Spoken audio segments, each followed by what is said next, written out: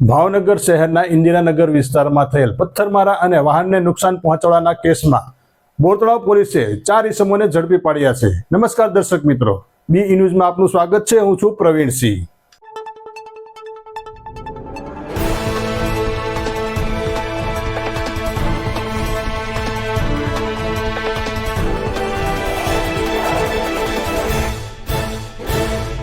વિગતવાર માહિતી મુજબ ઇન્દિરાનગર ચિત્રા મસ્તરામ બાપાના મંદિર નજીક રહેતા ચંદુભાઈ સોલંકીએ બોરતળાવ પોલીસ સ્ટેશનમાં ફરિયાદ નોંધાવી હતી કે તેમની ફરિયાદ અનુસાર રામદેવ દેવજીભાઈ સોલંકી, હરેશ ઉર્ફે ભાંકો ગોવિંદભાઈ પરમાર, યશપાલસિંહ રઘુભાઈ સરવૈયા અને વિપુલ દેવસ્તભાઈ ચૌહાણ નામના શખ્સોએ તેમના ઘરે આવીને પથ્થરમારો કર્યો હતો।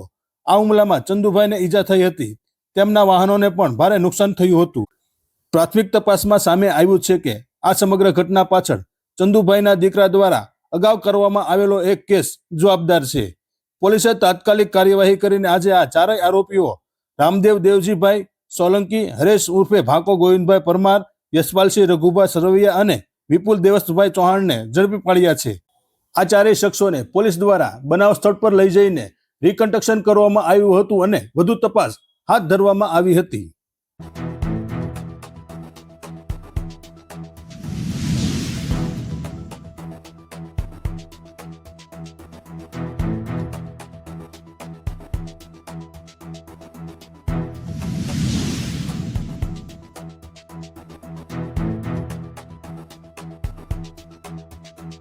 આ કેસ સંબંધિત વધુ અપડેટ માટે જોતા રહો બી ન્યૂઝ। નમસ્કાર।